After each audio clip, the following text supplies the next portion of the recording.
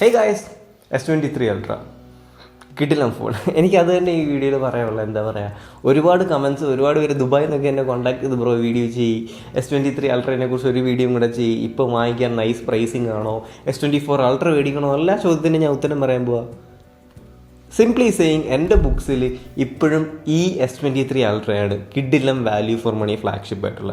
പ്രത്യേകിച്ച് നമ്മൾ ഈ പ്രൈസിങ് നോക്കുവാണെങ്കിൽ നിങ്ങൾക്ക് ഇപ്പോൾ 85,000, 75,000, 70,000 താഴെ ഇപ്പോൾ ഡിസ്കൗണ്ട് ഓഫേഴ്സ് ഒക്കെ കഴിഞ്ഞ് നമുക്ക് പോകുന്ന കണ്ട് ആ ഒരു പ്രൈസിങ്ങിന് ഇത് കിഡിലമാണ് ലിറ്ററലി. ബിക്കോസ് ഈ ഫോൺ കോമ്പീറ്റ് ചെയ്യുന്നത് ഇപ്പോഴത്തെ ഫ്ലാഗ്ഷിപ്പുമായിട്ട് തന്നെയാണ്. നിങ്ങൾ മേജർ മിസ് ഔട്ട് ഒന്നുമില്ല. ഇതിൻ്റെ ചേട്ടനെ തന്നെ എടുക്കും S24 Ultra ആയിട്ട്.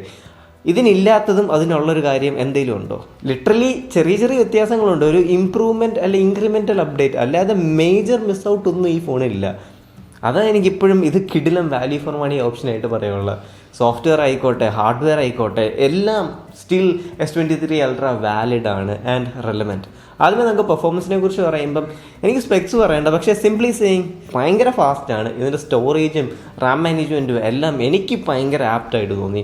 Still pretty fast. നിങ്ങളിപ്പോൾ ഹാർഡ് കോർ ഗെയിമിംഗ് ആണല്ലോ, ഏത് ലെവൽ ഓഫ് പെർഫോമിങ് കാര്യത്തിന് എടുത്താലും ഇതിപ്പോഴും ടോപ്പ് ടിയറിൽ തന്നെ നീ. അഫ്കോഴ്സ് ബെഞ്ച് മാർക്കും ഗീക്ക് ബെഞ്ചും ഒക്കെ ടോപ്പ് ടിയർ ഫോണോട്ട് കമ്പയർ ചെയ്യുമ്പോൾ ഇത് കുറവായിരിക്കും. ബട്ട് ഗൈസ്, ഇത് കിടിലം ഫോൺ തന്നെ. രണ്ടാമത്തെ നമുക്ക് ക്യാമറാസിനെ കുറിച്ച് പറയുമ്പം കിടിലം ക്യാമറ.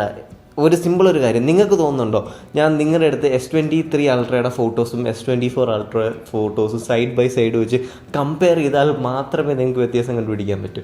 അല്ലെങ്കിൽ ഇതിപ്പോഴും എനിക്ക് തോന്നുന്നു സെയിം സ്റ്റൈലിസ്റ്റിക് സാംസങ് കോൺട്രാസ്റ്റി സാച്ചുറേറ്റഡ് ആ ഒരു സ്റ്റൈലിസ്റ്റിക് അടിപൊളി ഫോട്ടോസാണ് നിങ്ങൾക്ക് ഇപ്പോഴും കിട്ടുന്നത്.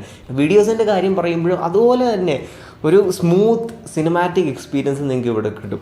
ക്യാമറാസിൻ്റെ വൈസ് ഞാനിപ്പോഴും പറയാൻ പോവാ, ഭയങ്കര അടിപൊളി ക്യാമറയാണ്. S24 Ultra'യുടെ ക്യാമറയൊക്കെ ആയിട്ട് കോമ്പീറ്റ് ചെയ്യുന്ന ക്യാമറ തന്നെ. കാരണം ലിറ്ററലി അത് ഇമ്പ്രൂവ്മെൻറ്റ്സ് ഉണ്ട്. പക്ഷേ ചിലവർ ഇപ്പോഴും പറയുന്നു ഇതിൻ്റെ ടെലിഫോട്ടോ അതിലും ബെറ്റർ. കാരണം ഇതിനകത്ത് 10x S24-നകത്ത് 5x. അതൊക്കെ ഒരു കോൺട്രവേഴ്സിയാണ്. പക്ഷേ ഞാൻ അതുമായിട്ട് അതിനും കൊള്ളാമെന്നൊന്നും പറയുന്നില്ല. പക്ഷേ അതിൻ്റെ കൂടെ ഇഞ്ചോട് ഇഞ്ച് നിൽക്കുന്ന ഒരു ക്യാമറ സിസ്റ്റം. ബാറ്ററി ലൈഫിനെ കുറിച്ച് പറയുമ്പോഴോ ഗൈസ്, അൺറിയലിസ്റ്റിക് എക്സ്പെക്റ്റേഷൻസ് വേണ്ട. ഇതൊരു 1 day ഡിവൈസ്. കുറച്ച് ഒരു 2 day 3 day ഒക്കെ എന്ന് പറയുന്നത് നോ. ഒരു ദിവസം നിങ്ങൾ അത്യാവശ്യം ഉപയോഗിച്ചാൽ ഇത് ചാവും. ആൻഡ് ഹീറ്റിങ്ങിനെ കുറിച്ച് പറയുകയാണെങ്കിലും അത്യാവശ്യം ഹീറ്റ് ചെയ്യുന്നുണ്ട്. പക്ഷേ നമ്മൾ ഇറിറ്റേറ്റ് ചെയ്യുന്ന രീതിയിലുള്ള ഹീറ്റിംഗ് ഒന്നും പോകില്ല, ഹീറ്റിംഗ് ഉണ്ട്. So battery life also minimal ഒരു 6 to 6.5 hours screen on time ഒക്കെ കിട്ടും. അല്ലാതെ ഒരുപാടൊന്നും നിങ്ങൾ എക്സ്പെക്റ്റ് ചെയ്യേണ്ട.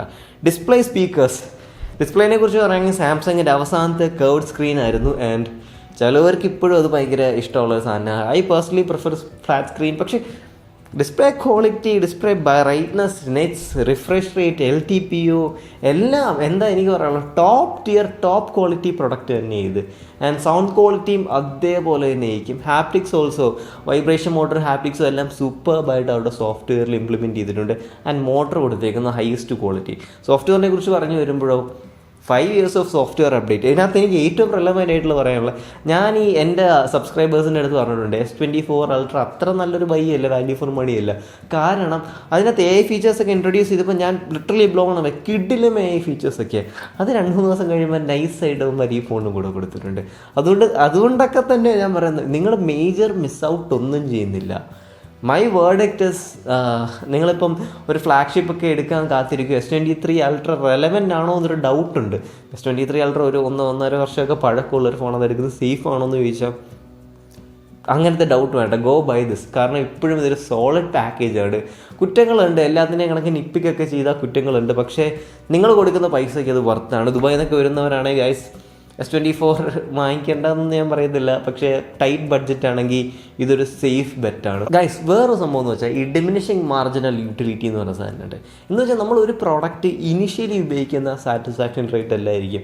അത് 1-2 ആഴ്ച കഴിഞ്ഞ് യൂസ് ചെയ്ത് വരുമ്പോൾ ആ സാറ്റിസ്ഫാക്ഷൻ ലെവൽ കുറഞ്ഞു വരും. പക്ഷേ അങ്ങനെയുള്ള കാര്യത്തിലൊക്കെയാണ് S23 Ultra ഒക്കെ വരുമ്പോൾ എനിക്ക് ഡിമിനിഷിങ് മാർജിനൽ യൂട്ടിലിറ്റി ഏറ്റവും കുറവുള്ള ഫോണിൽ ഒന്നായത്. കാരണം എന്ന് വെച്ചാൽ ഈ S Pen ഉണ്ടല്ലോ, നമ്മൾ ഓൾമോസ്റ്റ് എവറി ടൈം ഈ സാധനം യൂസ് ചെയ്യുമ്പം ഞാൻ വണ്ടറടിച്ചു. രണ്ടാമത്തെ സംഭവം എന്ന് വെച്ചാൽ സാംസങ് ഇതിൻ്റെ സോഫ്റ്റ്വെയർ അപ്ഡേറ്റ്സ് കൊണ്ട് ഇതിനെല്ലാ രീതിയിലും ഫുൾഫിൽ ചെയ്യുന്നുണ്ട്, ഇതിനെയും ഇതിൻ്റെ യൂസേഴ്സിനും. സോ ഡിമിനിഷിങ് മാർജിനൽ യൂട്ടിലിറ്റി ഏറ്റവും കുറവുള്ള ഫോണുകളിൽ ഒന്നായിട്ട് എനിക്ക് S23 Ultra'നെ ക്ലാസിഫൈ ചെയ്യേണ്ടി വരും. കാരണം hardware wise it is very capable. And അതിൻ്റെ കൂടെ തന്നെ ഇതിന് സോഫ്റ്റ്വെയർ സപ്പോർട്ട് സാംസങ് കൊടുത്തുകൊണ്ടിരിക്കുക.